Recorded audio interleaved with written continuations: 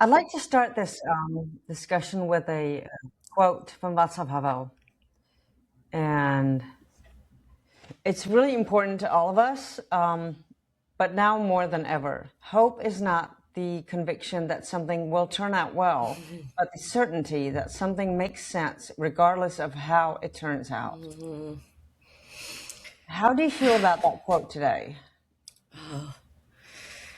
I keep going back to Havel because for me it was a point of moral grounding. I mean, Havel was also the way in which I first came to former communist Europe. I was 17 when communism fell. I was 17 in November 1989. I started reading Havel. It was a very romantic story.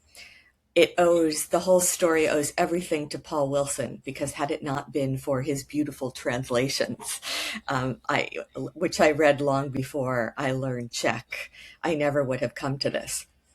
And I was so surprised. You speak Czech. This is so unbelievable. And it will be so unbelievable for our people. So, sorry. Můžeme zkusit mluvit česky. Je to strašně dávno od té doby, když se posledně mluvili česky. Napravdu hodně jsem zapomněla, ale stýská se mi po češtině. To bylo první jazyk. Mluvíte krásně. But we would, for the purpose of the titles, it would be so...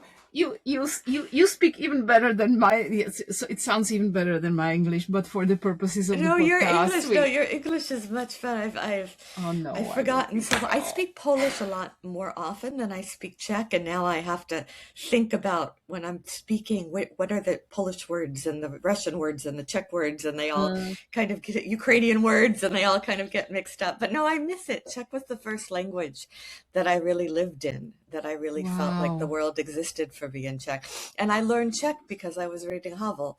And, in fact, recently I gave an interview to Polish Newsweek a couple weeks ago.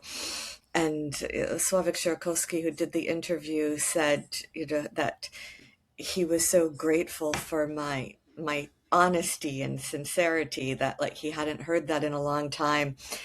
And I said, I can either talk or I cannot talk, but I wouldn't know how to speak otherwise than truthfully. And that is the result of having encountered that legacy of people like Havel and Adam Michnik when I was at a young and impressionable age.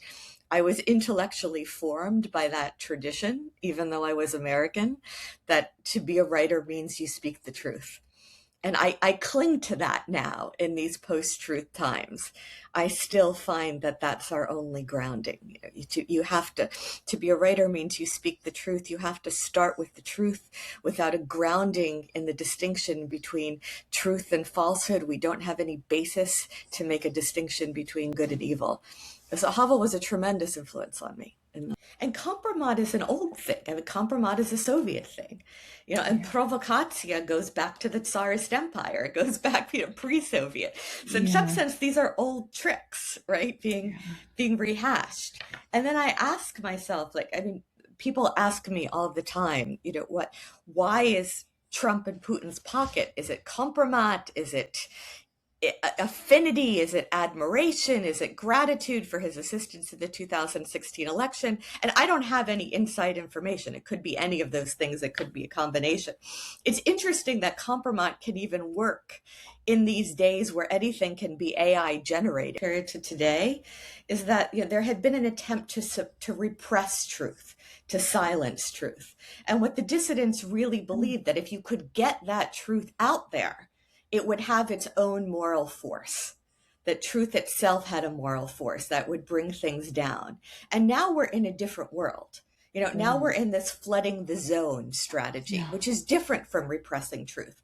It was the mistake. We were too slow to understand it in the US during the first Trump administration.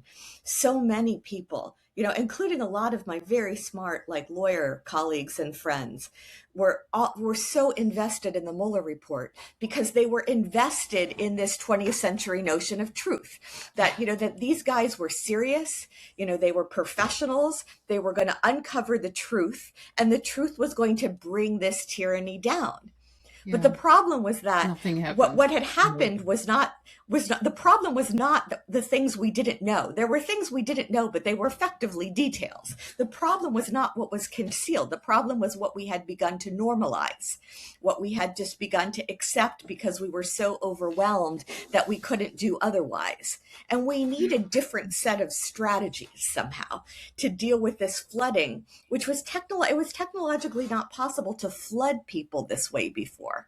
The idea that you can just disperse information on this scale around the world, this way so quickly, at such a rate.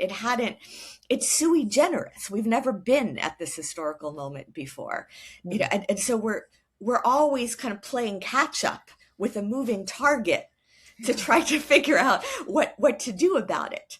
And I look at this stuff. I have a 13-year-old daughter, who, came to me at a certain point, having, read or seen on the news part of this. And it then hit her that these girls, that some of them were her age, and she came to me in this state of how could they let, and and this is my daughter, and I was at a loss. I was at a loss as to how to explain this kind of evil and this kind of cruelty. And what has happened that we've lost a kind of immediate primordial moral intuition, that this is evil. Like as soon as this stuff came out, there should have been somebody should have been like, no, this is absolutely not.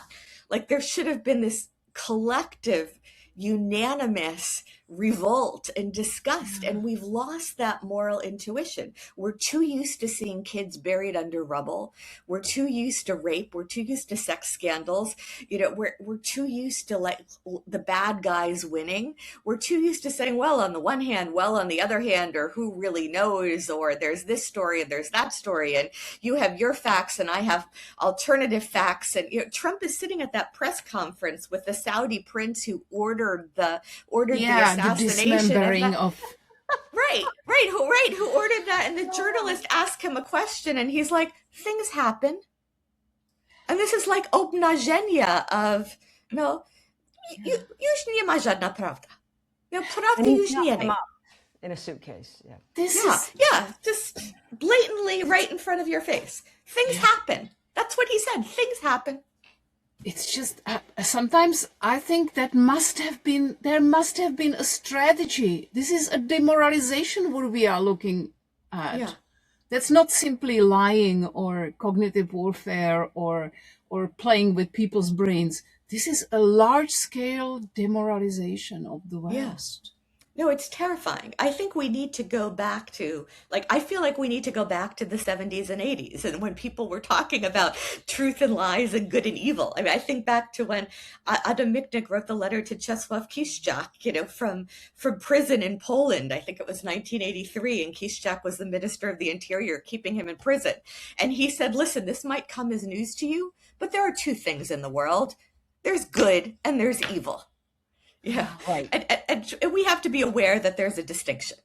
Mm-hmm. And we've lost that sense of distinction in this, okay, maybe this, maybe that, who really knows, things happen.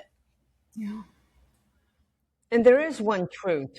There's factual reality. And, Arendt says that the vulnerability of factual reality as opposed to rational truth. So she said, things like laws of physics and mathematics, the fact that 2 + 2 = 4, that's a priori rational truth. It's non-contingent. It doesn't involve doing anything or something that was or wasn't done. It's truth of logic. Whereas she says something like Germany invades Belgium in 1914, that's an empirical truth. It's a factual truth. It's contingent. It did not have to happen. It's a truth a posteriori because it did happen. And she said the vulnerability of factual truth is its original contingency. You can imagine a world in which Germany did not invade Belgium in 1914. It is not a law of physics. And therefore, factual truth is always going to be vulnerable to somebody telling you well, there's a much more logical version of the story I could tell you. And so that sense that we have to hold to actual fact, this is why journalists are on the front line. I gave an interview after the murder of that young Slovak investigative journalist several years ago to a Slovak newspaper. Yes, yeah, and he and his girlfriend, and I referenced, Heidegger's famous or infamous last interview, "Only a God can save us now," and I said, "Only the journalist can save us now." Like somebody has to be out there, saying that this happened and not this. Somebody has to be out there documenting factual reality. Without that, we have no grounding. And that's what Arendt calls bodenlosigkeit, like groundlessness. The ground is pulled out from under us. Yeah. Maybe it's also the problem that the ownership of media has been so badly mixed up with private interests. And this is right now, as we speak, in Czech Republic, there is a huge fight for the character of public TV going on, because the recent government is trying to dismantle the public TV and make it their own governmental tool. So they are trying different strategies how to make the public TV more obedient.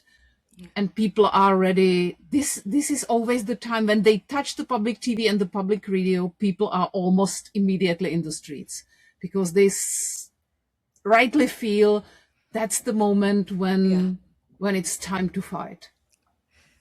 And it is without knowing what's actually happening, we don't have any basis to make judgments. Yeah. This is what Dugin says. So what is the fact? Fact is just the consensus that's something what the majority of people agrees. So it's not a fact. It's the Russian way, the propaganda fact of the majority. You can brainwash majority of people and then they say, yes, this is the fact. No, we have to be supportive of the independent journalist. It's the journalists who are on the front line. The journalists are on the front line. The secondary school teachers are on the front line. The people whose job it is to make sure we have populations who are able to think, to ask questions, who care about thinking. Arendt would say thinking is work. It hurts. I like that. It's true. It's exhausting. It's true. Yeah. What do you do to how to keep up some normal state of mind? How do you relax? Oh, that's a good question. Well, one of the things I do is, because I do think that thinking is work and it's exhausting, and it's important to take responsibility for all of our words, and I find that exhausting, I go to spinning classes. The indoor cycling classes. And when you go to the indoor cycling classes, you have to lock your phone and you can't bring them in the studio, and you're on a stationary bicycle. And then there's a whole hour that the instructor tells you what to do and you don't have to think. And it's really, quite a safe space to abandon your responsibility for thinking, because you're on a stationary bicycle and there's a very limited number of commands. You can stand up, you can sit down, you can kind of turn the resistance up, you can turn the resistance down, but basically you're not going to lynch anyone, you're not going to be talked into doing anything horrible. Basically, you're just on a stationary bicycle. And I find that so calming, because it's a whole hour where I don't make any decisions. I just blindly follow the spinning instructor. I find that very calming. I find yoga very calming, but basically a lot of the rest of the time, right, is exhausting, and you're kind of wringing your hands. I got one more question. I'm just recently listening to the audiobook of Ukrainian Night, and what is so absolutely captivating for me is that how the individual people on Ukraine ended up in the situation when there was no other way for them than to protest, and this is exactly the mystery how it happens. So when I remember, my dad once told me that in the year 89, the breaking moment was the message that they are beating our kids. They are beating our kids there. And then the moment came when everyone, including the communist supporters, just clicked and said, no, just the moment, the turning point when everyone suddenly became the same camp. And we are still struggling that the people in our republic, people still think that it's possible to believe a billionaire who lies basically every day, who speaks in an incoherent manner, and they know he lies, but they tolerate it because they want to just be left in peace. Just give me a break. No, yeah, he lies, but okay, so far so good. I'm okay with that. So we cannot find the moment when the people who don't care start suddenly care. A revolution is always a miracle in some sense. Yeah. And there's always something spontaneous and unpredictable about it. And it in retrospect, it so often looks inevitable. It's a teleological deception of retrospect. But it seemed impossible until the moment when it happened. Yeah. And exactly. I cling to that. Yeah, I cling to the fact that you never know. It's a collective action problem as well, right? Because any individual, I mean, this is what you also see in Havel and the Green Grocer, any individual thinking rationally has a reason to say that if I take part in this resistance action, the cost to me individually is going to be higher than the collective social benefit of my individual action. But of course, taken together, it's all of those individually rational decisions that collectively make tyranny possible. And so you need that moment of a critical mass of people, a critical mass of people crossing to that other side of fear, and how that happens, why it happens. There's always something a bit unpredictable. I mean, I think about Romania in December 1989. That also seemed impossible until the moment it happens, and then it's over within 20 minutes. Yeah. Wow. I love that. Yes, yes. Yeah, the Czechs are usually very rational people. They don't love strong words and pathos and heroism. We are hobbits. We basically love our. But they're good workers. They work well. Yeah, but suddenly. Even when they did it once, I still keep hoping maybe we can do it again. When we are just waiting for the right moment. I definitely think that's rationalize and gaslight ourselves very much. So no, it's been always that the government always stole money from people, and I'm too small to react and too small to engage. But it's obviously it was possible once. Yeah. So we keep hoping. No, I do believe it's possible. Okay. I will continue to believe it's possible. And there are always those moments. One of the remarkable people who is a character in my a real life character in my forthcoming book that I've been working on for a ridiculously long time is Miloslava Holubova. Who is truly one of the great women of the 20th century, who is now forgotten. And she was imprisoned in the Stalinist times. She survived the occupation. During the Second World War. She then survives Stalinist prison. She survives one thing after another, and she's in Prague in August 1968, when the invasion comes. And she writes this remarkable long letter to her son and daughter-in-law, kind of documenting what's going on the streets with incredible moral clarity. And her friends are she's not alone. I mean, her friends are kind of around her. And I think there are these pockets, there are these moments, and I continue to hold on to that. People should reread Miloslava Holubova. She's a somewhat obscure figure, largely forgotten, but really a truly remarkable woman. And she had this moment of encountering Milada Horakova in prison, in Stalinist prison. Oh my God, I didn't know that. No, it's just a little moment where they make this connection shortly before Horakova's execution. But it was two of the great women of the 20th century, and this moment of connection right before death. It's extraordinary. Yeah. Women, eh? Okay. Women are fighters. Yeah. Yeah.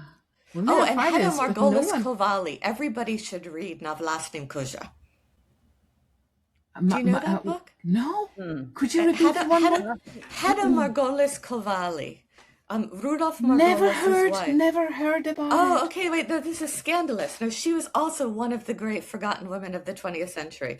Okay. So she was a Czech Jew, born, I think, in 1919. She survives Auschwitz. She survives also Theresienstadt. She survives a death march. She makes her way back to Prague. None of her former friends will take her in, not because they're anti-Semitic, but because they're afraid. She eventually connects with the resistance. She's in Prague during the Pražského povstání. And then her fiance from before the war, Rudolf Margolis, also miraculously survives the camp. He comes back, they get married, they join the Communist Party. And he then, of course, is one of the 14 people put on trial during the Slansky trial and executed. Oh, there was Slansky's trial. Slansky trial. Okay. And I remember his name, but I had no idea he had a wife. She's extraordinary. And she leaves after 1968, after the invasion. She ends up working at the library at Harvard for many years until she comes back to Prague in her old age in the 1990s. And she writes a memoir called Navlastní kuže. Okay. And we should make a list of reading recommendations for our readers. So read this. It's one of the most. It's a book I teach again and again. In English translation, it's one of the most important books that it gets at that intersection of the Second World War and the Holocaust and Stalinism. Yeah. And it's something similar like Margaret Buber-Neumann, right? Yes. And she's been through both of those experiences.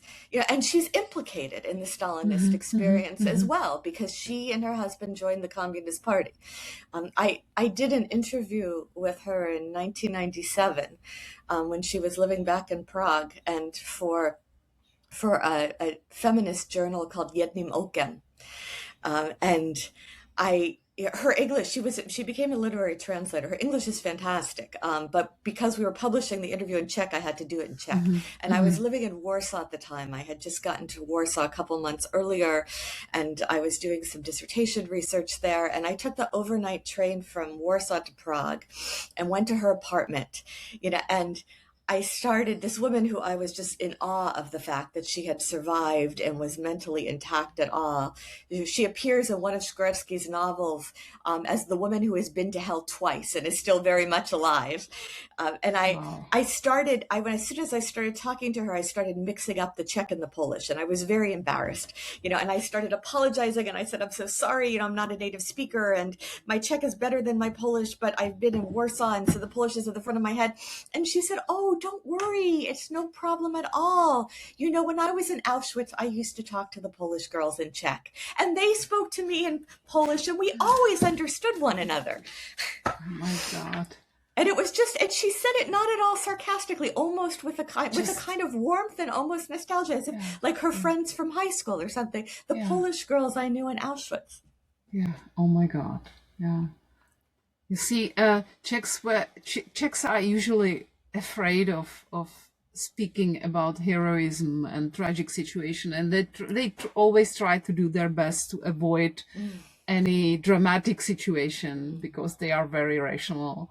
But on the other hand, I can feel that the situation is changing right now. Natalie tells me every day, so you're not living there, you don't feel the spirit. The people finally, after so many years, people are finally filled with a motive to fight. Do not because they see what happened to Hungary, they see what happened to Slovakia. My sister herself, she's never been a political person. She never cared. And suddenly she's texting me every day. Did you see what happened to Hungary? There's just champagne going on and everything looks so hopeful. So I think the time is coming when the people suddenly, I think that's why we started Radio Free America, that we try to tell them, let's get together. That the time has come, we need to stick together, because this is what exactly the Silicon Valley guys are trying to do. Oh my God, Natalie says, please say sorry for me, my computer just collapsed. This is happening to her every second interview. Oh, don't worry. But you know what? You should revive. You should make young Czechs, like reread Milada Horakova's last letters written in Pankratz. They're amazing letters, that she writes to her father, to her daughter, to her husband. Miloslava Holubova's Sestro ne Sestro. Like, there are precedents, and like Czechs should be rereading these people and thinking about what, good and evil and truth and lies and hope mean. There are precedents in this culture, in this language for people to go back to. Okay, we should do it. Yeah. We probably get too much used to it that nothing's gonna change, and that the big world, we are too small. This is our national letter. We are too small to change anything. Such a small state, such a small nation, small people, but we got what it takes. We just need to get together and reread, as you say. You know about Amos Oz's Order of the Teaspoon? No. Okay, so Amos, so my late Austrian friend Martin Polak, who was a determined fighter for truth. He was the son of an SS officer who was unflinching about it. And he used to wear a teaspoon pin. And I asked him once what it meant. And he said, well, I'm a member of Amos Oz's Order of the Teaspoon. And Amos Oz, the Israeli writer, had this idea that if there is a great crisis or tragedy like a fire, there are various ways one can respond. Some people will just run away, and whoever can't run away fast enough, that's their problem. Some people will, complain to somebody else and ask somebody else to fix it. And then there's a third group of people that say, okay, there's a fire, I need to get a hose and put it out. Well, what if there is no hose? Well, then you get a bucket. Well, what if there's no bucket? Well, then you get a bowl. Well, what if there's no bowl? Well, then you get a teaspoon.